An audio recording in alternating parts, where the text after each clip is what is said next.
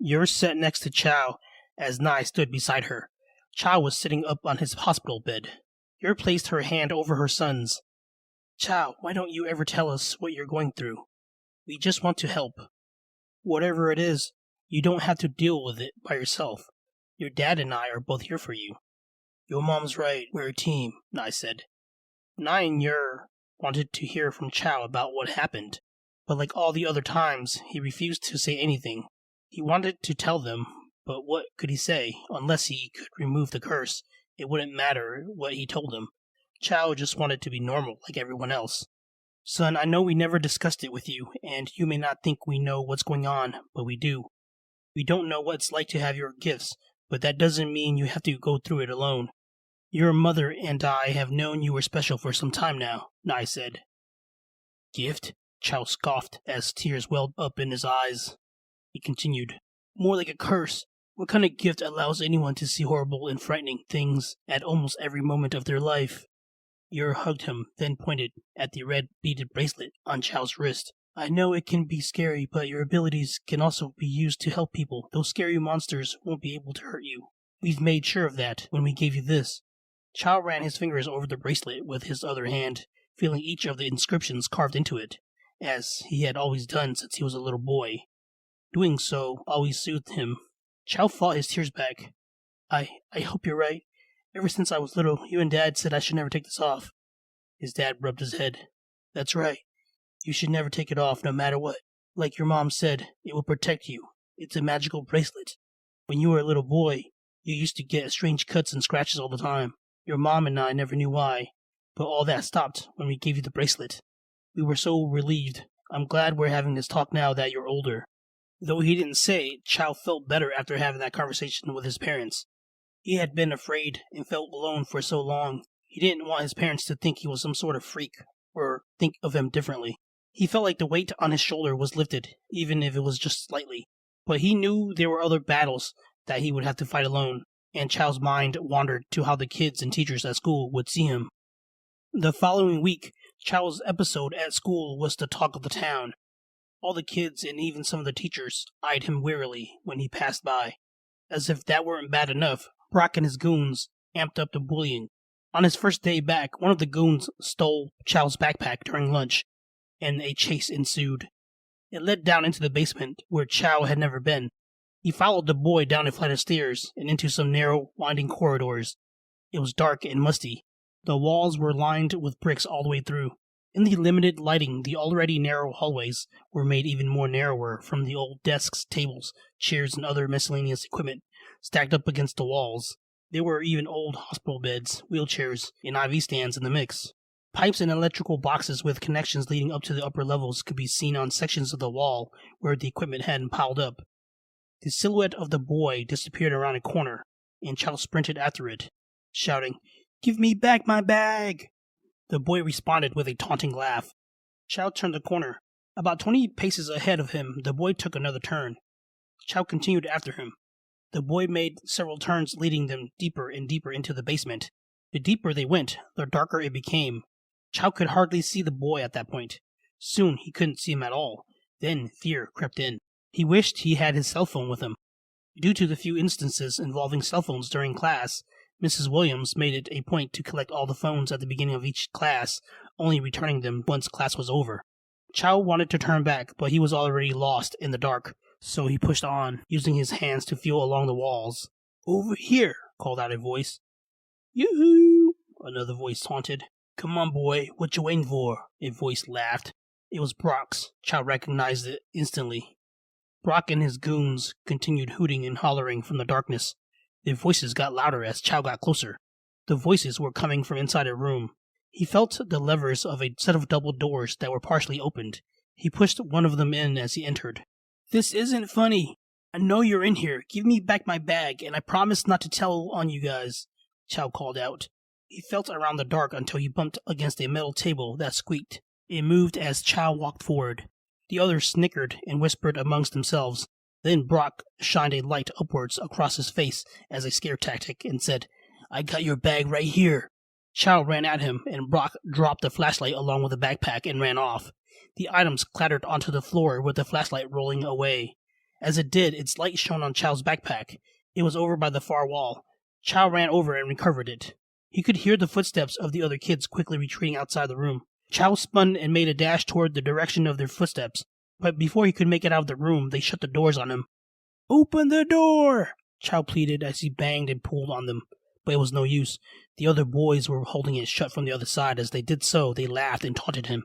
They secured the doors by binding the levers with twine, then ran off. After a moment of futile attempts at freeing himself, Chao gave up. He sat with his back against the door, and he cried. Suddenly, Chao jumped when he heard a loud bang that shook the room. He looked around and could hear scratching coming from somewhere. Then the banging started up again. It was coming from the wall on the left. Bang, bang, bang. The flashlight started rolling toward him from the force of the impact.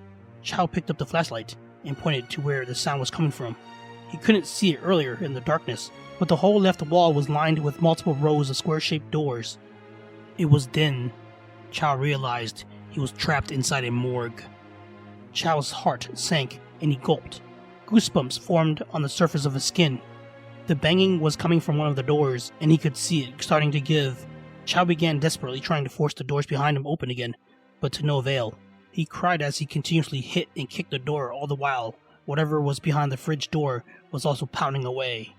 Then came a thunderous boom from behind Chao. He stopped in his tracks. Shaking, he slowly turned to check the door on the wall. To his horror, the fridge door was wide open, and he watched as a pair of pale, cadaverous arms reached out of the opening, pulling the rest of itself outside. The thing plopped onto the floor, then slowly stood up. Except for a loincloth, it was practically naked. It was a gangly figure who was easily over 6 foot tall, with its ribs protruding. The body looked human, but its arms and torso were unusually long compared to its stubby legs. The being had extraordinarily large hands and fingers, with eagle-like talons on each of them. Chao couldn't believe what he was seeing. The being had 3 heads. There were a set of horns on all of them. 2 of the heads were bald and had an underbite, accompanied by a pair of fangs jutting from their bottom lips. Unlike the other 2, the middle one had a long head of hair with fangs going in the opposite direction. The heads hung awkwardly, gazing at Chao with their menacing red eyes. Using its arms, the 3-headed monster raced toward Chao like an ape. It snarled, snapped, and drooled hungrily as it closed in for the attack.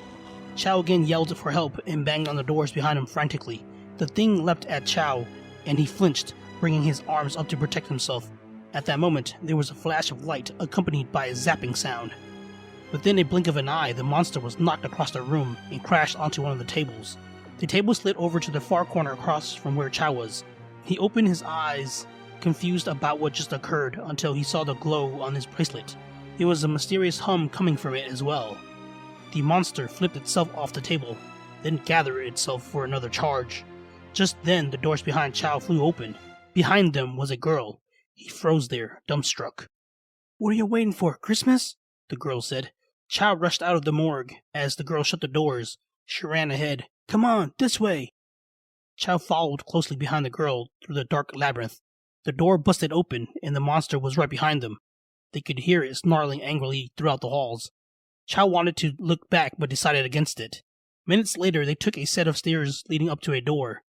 Chao could see light leaking in from the edges of it. The girl shoved the door open, and light poured in. The monster stopped its pursuit at the sight of it, and retreated back into the darkness. The girl had taken a different route, as they were now out on the west side of the schoolyard. Thank you," Chao said, panting. He was bent over with his hands on his knees. "Sure," the girl responded. She waited a moment for Chao to catch his breath before making her way to the playground. Chao followed her. She sat on one of the swings, and he sat on the one next to her. So what's your name?" Chao asked nervously. He rarely talked at all, let alone to a girl. "Amy," she said. My name's Chao. How'd you know I was in the basement?" "I followed y'all. I probably would have been a goner if you hadn't shown up." "Thanks again." Amy said nothing for a moment. She was deeply contemplating something. Then she said, "So you can see them too?" Yes, Chao said in surprise. They shared their stories with each other. Both were relieved they could confide in one another, especially Chao, who already had the same conversation with his parents. He also told her about his protection bracelet, As he did, Chao ran his fingers over each of the inscriptions. Amy noticed it, but didn't say anything. Chao told her how it protected him during the encounter with the three-headed monster. Amy was genuinely glad he was okay. There was a momentary pause until Amy said, "You shouldn't let those boys pick on you anymore. You should fight back." "What can I do? I'm much smaller than they are," Chao responded. "You need to do something, anything, because if you don't, it's going to keep happening. You're stronger than you give yourself credit for, so be more confident." Chao knew the only way he'd stand a chance against Brock and company was to use his abilities, especially the soul possession, in which Chao transfers his soul into another living being and can control it. He discovered it when he was about 5 years old. Chao was gazing up at a bird flying overhead one day and accidentally possessed it. However, he wasn't able to hold possession for long. After that, he started experimenting it on more birds, then on squirrels, cats, and even dogs. The more practice he got, the more proficient he became. Eventually, his parents found out about it, and he was given the bracelet.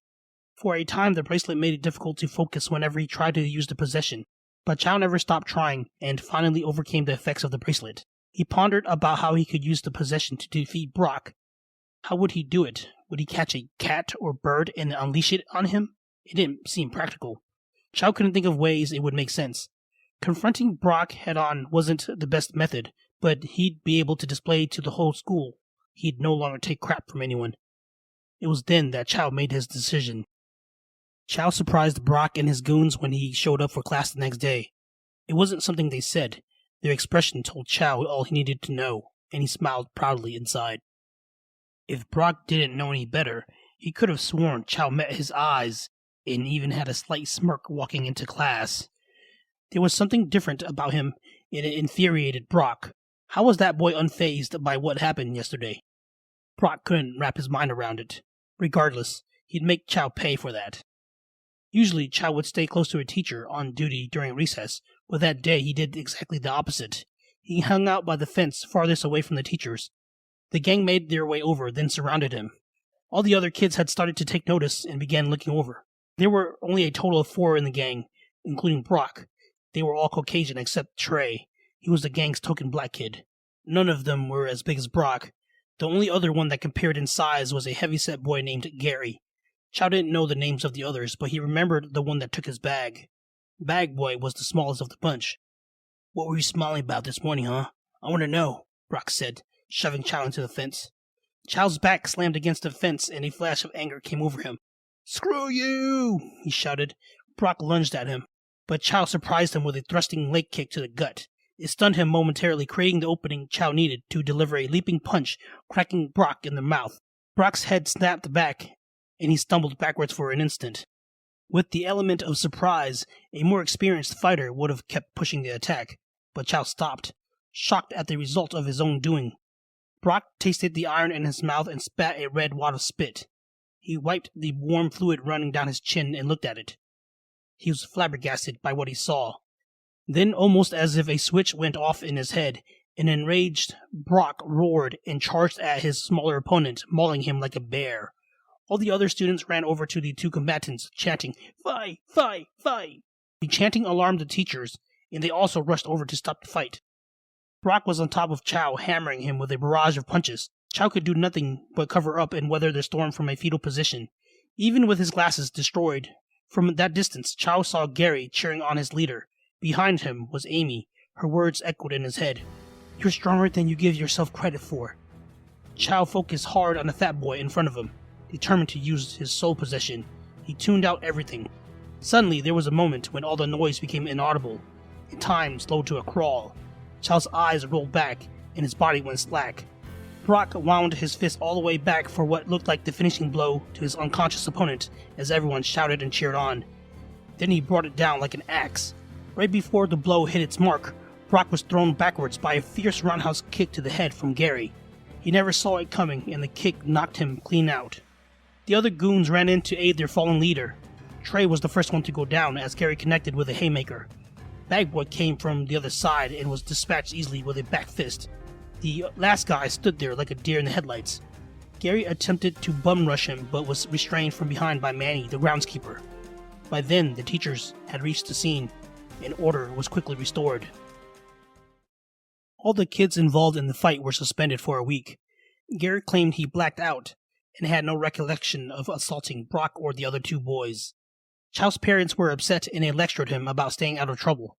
But to Chao, it was worth it, as he gained a sense of pride for standing up for himself, despite what the adults said. He also gained a new sense of respect from his classmates. Some of them even thanked and befriended him.